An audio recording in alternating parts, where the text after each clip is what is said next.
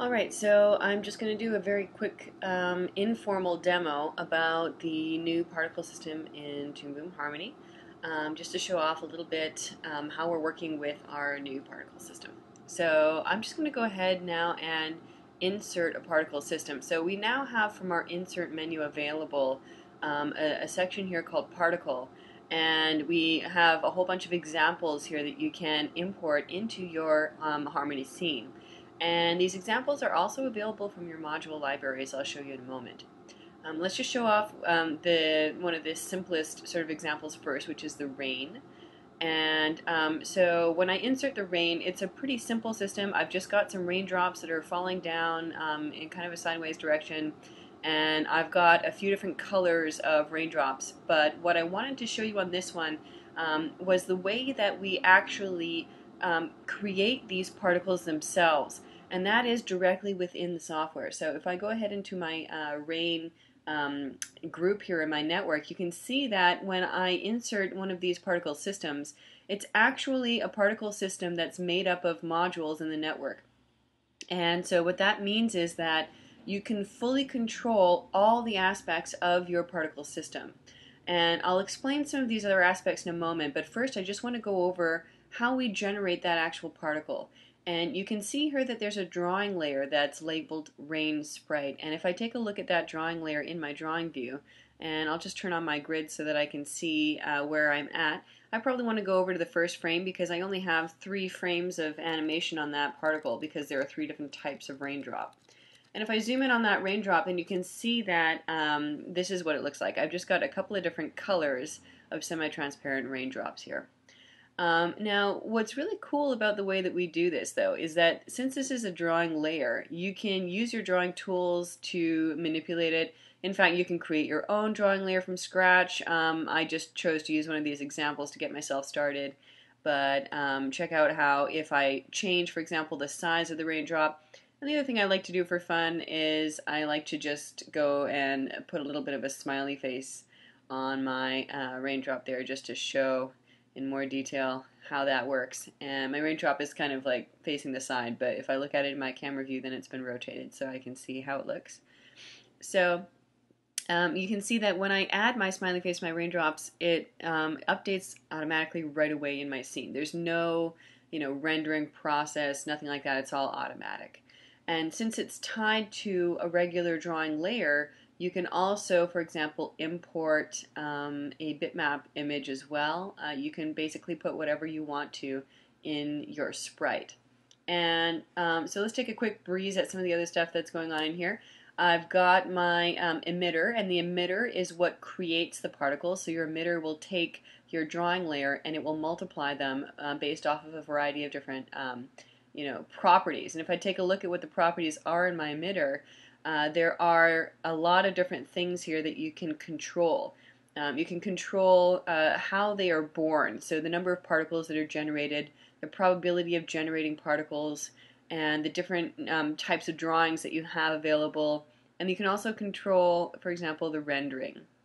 And one of the cool things about this that I'll show you in a moment when I go into the fire example is that, of course, any of these items here that have one of these function buttons attached to it can be animated over time. So in my fire example that I'm about to show you, what they've done is they've actually taken just one type of particle and they have animated the color and the blur and the transparency over time, and that has given a really cool effect. So let's go ahead and go look at that. So I'll just get rid of my rain example so that I can go back and take a look. I'm just undoing until I remove my particle system there. So now let's insert the fire example and take a look at what the fire looks like. So this is all just one type of drawing here, and it's not even a very pretty looking drawing. If I go inside here and check out what my sprite looks like in the drawing view, it's really not a very pretty drawing. But what's fun about this is the actual result that it produces. So this is what it looks like here in my OpenGL view. You can see that I have the color animating over time. I have the size of the particle animating over time, the transparency. And when I take a look at this in my render view, just pop it off for a quick render, then you can see there that it really does create a very nice looking render in the end of that. Okay, so let's go back now and take a look at some other examples. I'm just going to go to my Insert Particle menu again, and let's take a look at the Confetti example next. And this is one of these examples that I showed to a potential customer just recently, and they were just, banging their heads against the wall because they told me that they had just finished doing a frame-by-frame animation of confetti. And then I showed them this. Let me just extend my timeline a little bit and play through it for you guys. So when I play through this, you can see not only am I generating particles, but I am applying some physics to that. So I'll just put that on a loop just for fun, and let's go take a look inside. So inside of here, this is a more complicated particle system. I've got gravity that's being applied to my particles. I've got my emitter, which once again is creating the particles. And I've assigned some initial velocity and rotational velocity to these particles. And then I've got, what's interesting about this one is I've got a bounce plane. So you can define any bounce plane that will basically act as a boundary where if the particles hit that bounce plane, then they'll be, they'll hit like a wall. And then we also have the ability to, instead of calling it a bounce, we can make it into a repulse as well. And a repulse will have the particles interact with it, and they will be repulsed from it before actually hitting it. And so let's just stop the playing of that for a moment and go take a look in the module library. If I go into my particle section, I have two sections now. I have my particle section and I have my particle examples section. So the particle example is just another way of dragging and dropping an example into your scene. So you can see I've got the fire here that I just showed you a moment ago, and I've got the rain, and then there's a variety of other examples that we'll go through a couple more of them. But there's also the most important one here is the particle tab. And this is how you can modify or customize your own particle system based off of what we call these actions here. And so you can see that the bounce plane that I had was right there, and that I also have the ability to repulse before it actually hits the plane. And there's a variety of other things that you can do with your particles. You can make your particles orbit around a central area. You can kill the particles when they reach a certain age. And you can apply a random seed to your particle system, a vortex, wind. There's so many different things that you can do with this. The sky's the limit. So let's continue on, just taking a look at another example. So let's insert let's go ahead and look at grass next.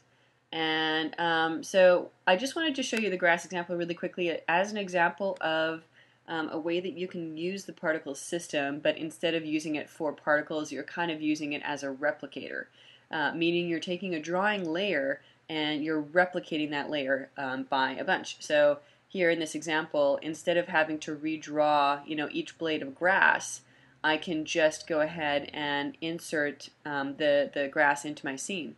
And this grass is also animated, so it's got a little bit of wind applied to it just to make it look like there's something going on. And the way that it's animated, if you take a look at the sprite here in the drawing view, is it's actually just one drawing layer that has a bunch of frame-by-frame animation on it that makes it look like it's moving around. And then if you look at it in the camera view, then what we've done here is we've applied that grass to the particle system, but we've also offset it just a little bit on each blade of grass so that it doesn't look too mechanical, because if it's going all 100% together, it will look a little bit mechanical. And so there we go. If we play through this one, then we can see how nice that looks. And when I'm doing this demonstration, I'm just going to let you know really quickly that I am working on a MacBook Air, which is actually pretty amazing that I can do all the things that I can do here on an Air. But it is a little bit low powered, so sometimes when I am working on some things, it does slow down a little bit, but it doesn't usually bother me, so I hope it doesn't bother you. So let's go ahead and look now at the bees example, and then we'll finish up by looking at the Lemmings example.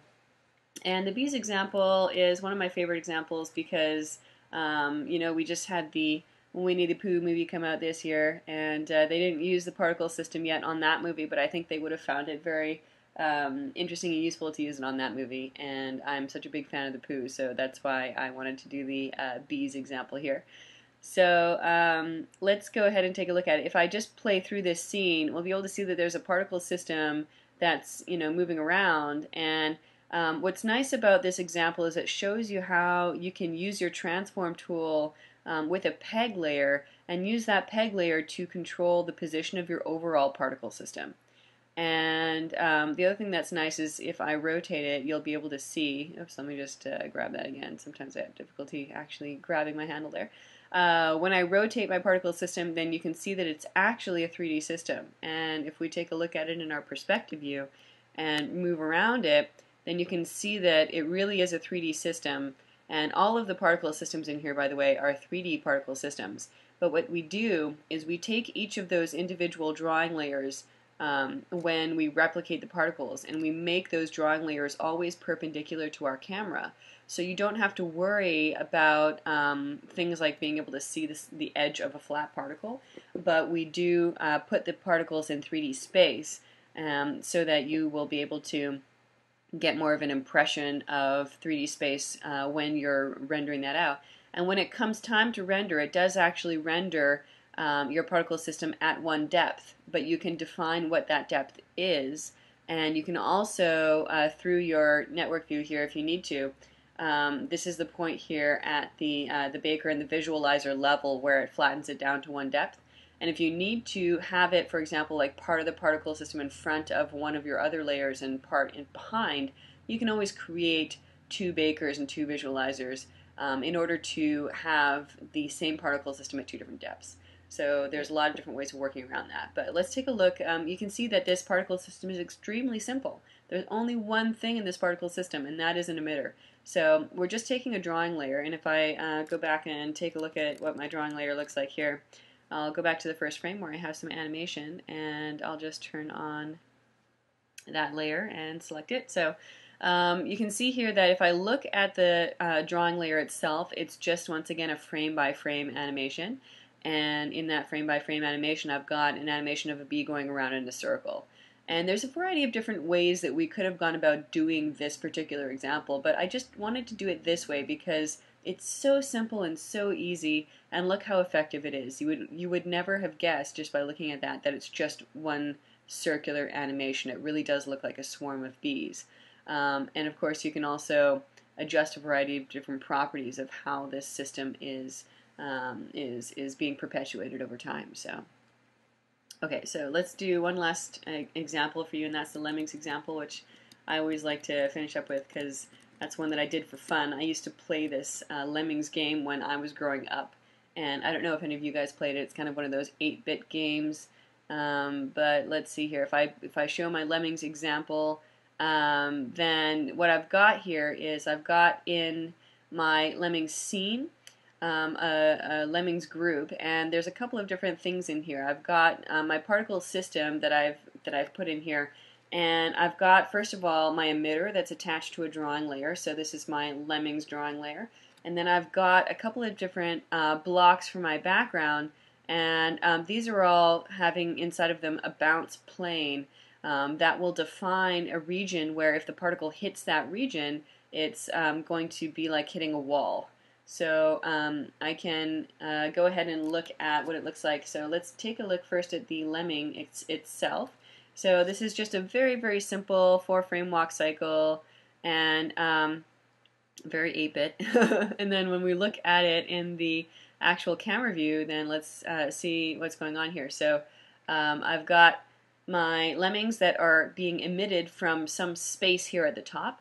And then there's some gravity that's being applied to it. If I take a look over here, I've got some gravity and some initial velocity and a little bit of wind in there as well. So when the particles are emitted from the top, they basically just fall down. And they fall down until they hit a bounce plane.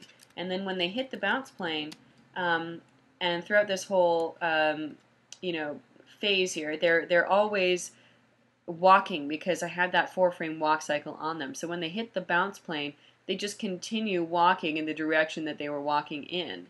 And then if I just zoom out a little bit and show you what it looks like when they reach the edge of that block, Since they're still having gravity applied to them, when they hit the end of the block, they just fall off the edge of the block. And then, now the really cool, neat little thing here that we were able to do is we were able to implement something that allows us to automatically flip the drawing layer when the direction of movement changes. So as they fall down here, they are having gravity applied to them, and then at some point here they hit this bounce plane. And when they hit this bounce plane, their velocity changes from moving in this direction to moving in this direction. And then we can automatically flip the drawing layer, and then what that does is it makes it look like they've changed direction. Well, they have changed direction, and they automatically continue to walk now off in this direction. And so now if I just take a look at the overall scene from above, then we can see that I have the lemmings created at the top, and then they are falling off the edge just like they do in the game, and then they just basically keep on walking until they walk off the edge of the world. So hopefully that gave you a little bit of insight into how we're working with our particle system. We've tried to combine together giving you really the full control over your particle system through your network view, but also hopefully making it a little bit easier to learn how to use it by providing a variety of different examples in here. And there are a bunch of other examples that I didn't go over that feel free to go over those examples and have some fun, and remember that they are in your particle tab down here, as well as your particle examples tab. That's where you're going to find all of the examples that you want to take a look at.